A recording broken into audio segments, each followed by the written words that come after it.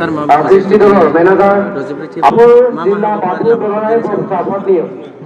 दजिब्रैथि बोसोरारि जथुमा बे उदालगुरि जिल्लानि डिमाकुसि दैमु नोगोराव जथुमबाय थादों आरो बेहाय दिनै थामहिनबा जोबथा सान आरो दायो गेवलां मेल जासिगोन दसे समनि उनावनो जों आसा खालामदों बे जथुम्मानिफ्राय जों बर' थुनलाइ आफादा जोङो माखासे गोदान मावथांखि लानानै खामानि मावनायनि खाबुखौ मोनगोन आरो आसाम सरकारा आरो जोंनि काउन्सिल सरकाराबो जोंनि बर' थुनलाइ आफादनि जि माखासे सिगांनि दाबिफोर दङ जोंनि माखासे जेंनाफोर दङ बेखौ सुस्रांनायनि बेलायाव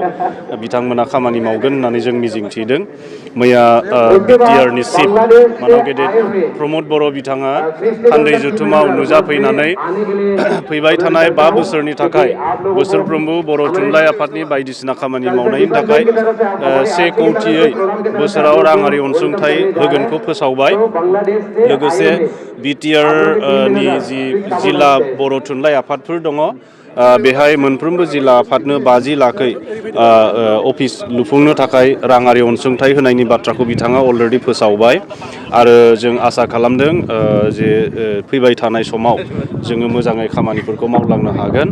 आरो जों थाबैनो नैबे जथुम्माया जोबनायनि उनावनो बिटिआर गभर्नमेन्टजों जोङो बर' बिजोंनि जेंनाफोरखौ सुस्रांनायनि थाखाय जोङो सावरायनाय बाथ्राखौ जों फोरमायदों आरो बिटिआरनि चिफ बिथाङा जोंखौ थाबैनो मावख'आरि सावरायनायनि थाखाय अफिसियेल डिसकासननि थाखाय जोंखौ इनभाइटेसन हरगोन होननानै बिथाङा जोंनो खोथा होलांदों।